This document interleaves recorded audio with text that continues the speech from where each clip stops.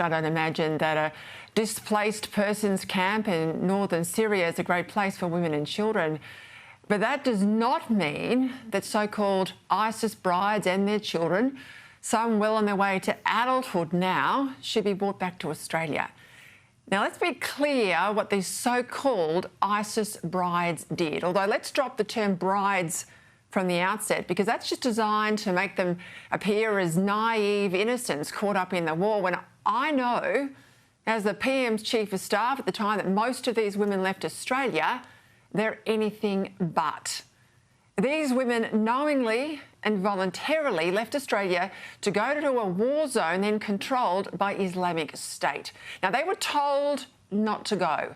They were officially warned not to go, and that in going they would put themselves in harm's way and out of the reach of Australia's protection. But they deliberately chose a murderous death cult over life in this country.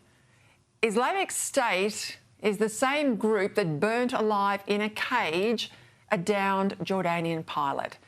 Now, I've watched the full video of this atrocity, not the sanitised version that was publicly available, but the worst of the worst. Islamic State is also the same group that drowned in cages Iraqi soldiers that they captured. The same group that routinely threw gay people off tall buildings to their death. This is the same group that inspired terror attacks in Australia, most notably the notorious Lynch Cafe siege in 2014. And far from being innocent dupes, all Islamic State women were expected to raise the next generation of fighters, to inculcate them in their hate for the West. And many of them were also involved in online recruitment and the radicalisation of young teenagers here in the UK and elsewhere. So why bring people to our country who've chosen to be Islamist fanatics, especially at a time of rising community tension, rampant antisemitism and high terror threat? And yes, I know it's already been done on a couple of previous occasions. The Morrison government repatriated 8 ISIS fighters' children in 2019, including 5 children and the grandchildren of the notorious terrorist Khalid Sharif, with the then Prime Minister Morrison saying that children should not be punished for the crimes of their parents. Now, I spoke strongly against this at the time. In 2022, the Albanese government repatriated 4 women and 13 children, with one of the women subsequently charged unsuccessfully with willingly entering a terror war zone. Now, I condemned that also. With this latest group to seek repatriation, 11 women, 20 children, well, this concerns me greatly. This group have now spent a decade or more out of Australia. Now, that's a decade more of indoctrination in a murderous, apocalyptic sort of Islam. As soon as this story broke, the Albanese government, well, they were quick to deny that Australian officials were involved. On Thursday afternoon at 4:42 p.m, I sent a text message directly to the Minister, Tony Burke. Hey, Tony, would you be available to chat about this story tomorrow? This email has just been sent to your department. Hope you're well, Ben Fordham. The email was from the 2GB Breakfast Show to the Department of Home Affairs. It related to our knowledge of approximately 34 Islamic State brides and children coming to Australia. Tony Burke's spin doctor called me back and completely denied the story. Peter Green said the information was wrong. And when pressed by me, he said there had been no change to the status of the ISIS brides in Syria.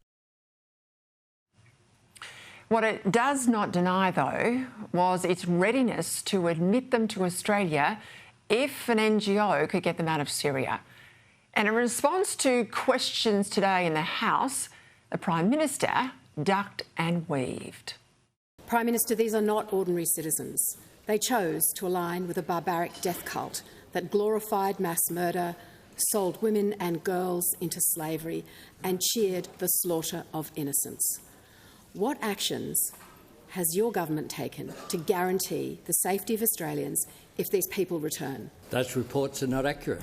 Is the Prime Minister aware of any info that suggests ISIS brides are seeking to return to Australia, and is your government making preparations to receive them? Call to the Prime Minister. I refer to my previous answer. I'll get into that with Andrew Hastie in a moment, but what's the point of having a citizenship test for people who become Australians to try and weed out those who don't understand or don't share our values? If we bring back to Australia on a permanent basis people have proven beyond any possible doubt that they utterly reject our values. And what's particularly worrying is that we would bring them back from camps that our own officials can't even get into for safety reasons. So who's even vetting these people? What confidence can we have that they've even recanted their previous support for this death cult? Today, Coalition frontbencher, former SAS soldier Andrew Hastie spoke, I think, for most Australians.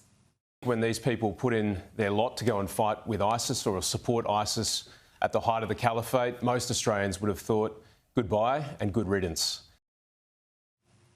As Andrew pointed out, we need to be very careful, he said, about who we bring back to this country because they still may be radicalised. Well, frankly, I'd go further.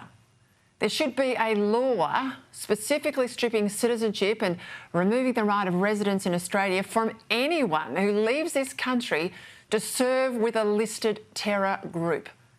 Now, a government and a parliament that won't do this is not serious about protecting our country and upholding our values. Now, come on, Canberra, grow a spine.